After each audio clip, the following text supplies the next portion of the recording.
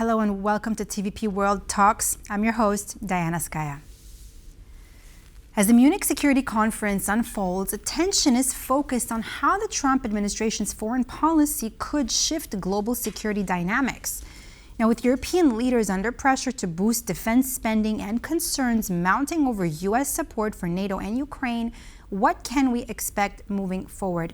Joining me now to discuss this is Sarah Ashton-Cirillo, former Sergeant Defense Intelligence of Ukraine. It's great to be here, and as usual, I want to thank the Polish people directly for always standing firm in the fight for liberty and freedom, not just for Ukraine, but across the world. So happy to hear that, Ashton. Let's begin. So thank you so much for being on the program this evening. Now let's begin with the very obvious with this security conference. And of course, first and foremost, how do you think that Donald Trump's administration and everything that just happened in the past few days is going to affect discussions at the Munich Security Conference, particularly with everything that Trump has just said about the concessions that Ukraine would need to make and so forth? So I was able to watch a bit of the conference today, but I want to take a step back. And for those who are aware of how President Trump managed and governed during his first term, he did so in a method that kept the enemies of the United States off guard. Nobody knew what to expect. And while that can be criticized by those close to the United States, such as our great allies in Poland and in NATO, it can also become the best diplomatic weapon in the world today when Russia doesn't know what's coming themselves. We saw that Russia lashed out against some comments that were attributed to Vice President Vance, that everything was on the table. So Russia went from feeling the highest of the highs to understanding that no one truly knows what's going to happen except for President Trump. And that actually is a great sign for Ukraine and for the rest of the world, because he's not showing actually what's going to be the final proposal for peace and a just peace. Ashton, let me ask you something right there, something very interesting that you just said. So you're sure then that Trump knows exactly what is going to take place, but things that are on the hush, really, can he really decide, the future of how that ceasefire, quote unquote, or negotiation is going to look like? Is he really going to be able to get Putin and Zelensky on that negotiation round table? Is this what you're saying? Is that he knows and that no one else can possibly have say over what he wants? President Trump makes the foreign policy decisions for the United States from the executive branch. Everyone else working for him, be it Secretary of State Rubio, be it Secretary of Defense Hegseth, be it the Special Envoy General Kellogg, they are people to carry out the vision of President Trump. And so what this means is, if you have one message coming from one person, another coming from the second person, President Trump is sending out the different signals, watching how enemies such as Russia or Iran or North Korea react, and then he's able to plan accordingly. And this, again, is one of the strongest diplomatic tools that you will find in any world leader today. Let me ask you this. Do you think that Trump's 5% defense spending demand, is it feasible for NATO countries? I think we see some NATO countries that have already offered to go to 5%. And let me speak for a moment about Ukraine, where I have been now for 3 years, having served in defense intelligence and the armed forces of Ukraine.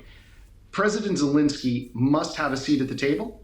And the only way that Europe can truly assure President Zelensky is kept armed, and the United States is able to continue to arm President Zelensky, is if our European allies step up to at least an increase, a sizable increase in what they are already contributing to their defense budgets. How important do you think is Pete Hegseth's view on Ukraine's NATO membership and what he had said? I think that Secretary of Defense Hegseth, as mentioned just a moment ago, is sending out different signals than maybe what the vice president was sending out. We know that not only did Ukraine absolutely obliterate the Russian Navy through drones, through the Sea Baby drones, many of them launched by the Defense Intelligence of Ukraine, but the United States Navy would obliterate the Russian fleet. And so when you hear Secretary of Defense Hegseth suggest that we're not on par, I think we have to look at it for what it is. It's just a mockery of the Russians, as opposed to truly believing that the United States doesn't have an incredibly powerful Navy. Do you think that Europe and the different countries around here are ready to actually take on more responsibility for their own security? I mean, let's look at Poland. Let's look at the Baltic states. These countries, and it's one of the reasons I'm so proud to know people from Lithuania, Latvia, Estonia, Poland, and Finland, because these states understand what is necessary because the Russian enemy is knocking on the door of these NATO countries. Through the leadership of Poland, of Finland, of the other countries, and some of the Western European countries too that don't get the praise that they should, such as the Netherlands and the Scandinavian countries, will lead the way in pointing out to the countries that are lagging, for lack of a better term, for them to know that it is truly a collective security agreement that governs NATO, and not just those who think that they can play to their own local populations and try to not pay the bills that are due.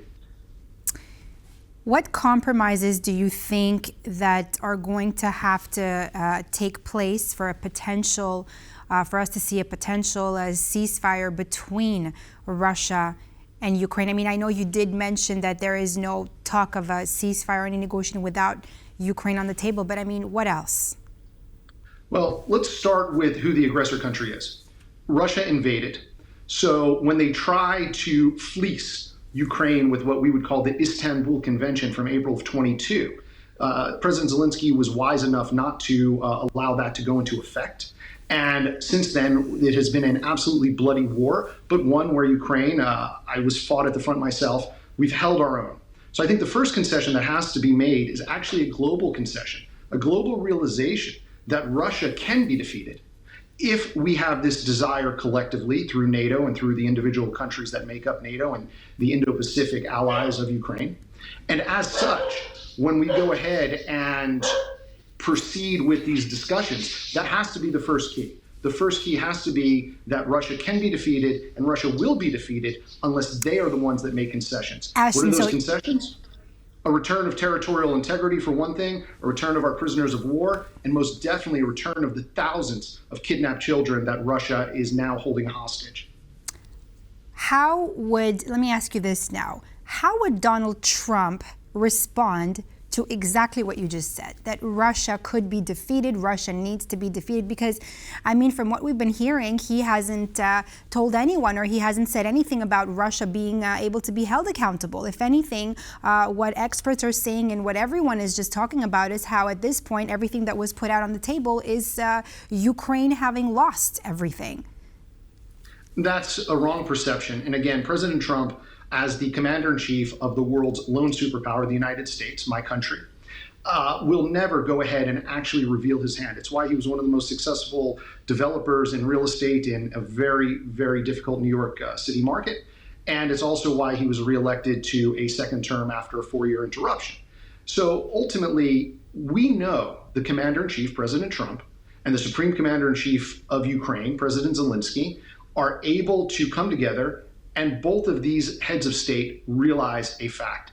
If the desire is there, Russia wouldn't just be defeated, but Russia could be brought to its knees. So the question is, how much mercy does President Trump convince President Zelensky to show the Russian enemies? And that should be the discussion point.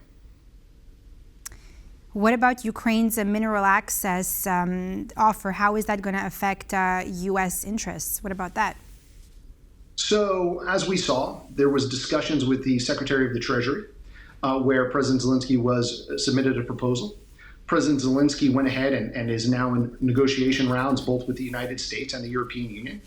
It's amazing that a country such as Ukraine, with such fertile soil to feed the world, can now also lead the world into the future. And so it would be absolutely advantageous to the Ukrainian people, and not just today, but generations down the road, to make certain that the United States, the European Union, and its other partners who have stood with it since February 24, 2022, are in position to help Ukraine reach the heights that it can as a sovereign, independent country, no longer not only in fear of Russia, but no longer in fear of crumbling under the threats of the Russian Empire. Do you think that Trump's approach can actually cause a a split in NATO with differing European alignments? Vice President Vance addressed NATO today when he talked about the, quote, threats from within. He brought up some very strong points. Unchecked migration is something that the people of Poland and the Baltics deal with. We see the weaponization of migration through the Belarusian border. We see in Germany that Russia is smuggling in Afghanis who work for GRU and putting them in as sleeper agents. These aren't just hypotheticals, these are facts. So the United States can go ahead and help give its guidance to the fellow NATO countries. But ultimately, each country has to make a decision as to what that means. And if a split occurs, well, guess what? The alliance has lasted 75 years. And sometimes within a family, arguments happen. But right now, we're at this precipice of a very, very dark time. And the United States is helping shine a beacon of light as to some of the other problems that are taking place. And part of that also includes not just Russia, but the Russian alliance of Iran, North Korea, et cetera, that are also playing against our European partners. Trump is to meet with Putin in Saudi Arabia. How do you think that's going to take place? I mean, how do you think that this is going to, I mean, in your view, what is the possibility of actually a ceasefire going through? First off, let's see if they actually meet. Vladimir Putin is a man who will say anything to anyone in order to try to buy himself time to rearm his war machine. Russia's economy is on the edge of faltering, and what they need more than anything is this, quote, ceasefire. Let's take to what Secretary of State Rubio stated earlier today, which is that the United States is looking for something that's more than temporary, more than a truce, more than a ceasefire, but a lasting peace. That aligns with what President Zelensky has often called for, which is a just peace. So if and when the Russians do meet face-to-face, Vladimir Putin, the dictator, meets with the President of the United States, Donald J. Trump, in Saudi Arabia. If that takes place, we can expect one thing from the Russian side, lies. And President Trump will be able to filter the lies from the half-lies, and will be able to proceed accordingly with President Zelensky and our European partners who want to make sure that Ukraine achieves that just peace. What's your key takeaway from the Munich Security Conference? I found it quite interesting of the hawkish intention of those, and I say this complimentary, when Senator Lindsey Graham of South Carolina was sitting there with President Zelensky, he was coming up with some very strong ideas to ensure Ukraine's long-lasting sovereignty. And I also appreciate the fact that Vice President Vance went ahead and mentioned issues that are key to the United States, although they clearly made our European allies, and I am very much a great fan of our European partners. They made them uncomfortable, but it showed that it's no longer a go-along, get-along way, but it is clearly pointing how the United States will move forward. And I think it's refreshing to see the truth coming out from them, meaning in Washington, D.C., and not just sort of fleckless leadership as we saw under the Biden administration. Let me ask you this, leading to that, just very briefly, if Trump's America First policy really does continue, now, how do you think Europe should adapt its own security strategy? The European nations, one of the beautiful things about the European nations is some of them have been around in some state or another, including Ukraine, for more than 1,000 years. What does that mean? It means that they have faced challenges before. If every country is able to focus on the needs of its own populations, while understanding that collective security is a must, how does that not make Europe stronger? So while we must maintain the integrity of our alliances, specifically NATO, we also have to appreciate the fact that every country is entitled to their own sovereign decisions. And that is what the United States was shining a light on. People can make their own choices, whether it's in Berlin, whether it's in Paris, whether it's in Warsaw. And at that point, hopefully, the alliances will come out stronger, both to a benefit of Ukraine, but most importantly, a benefit to the global order. Thank you so much, Sarah Ashton-Cirillo, former Sergeant Defense Intelligence of Ukraine, for shedding light on everything that's going on at this Munich Security Conference.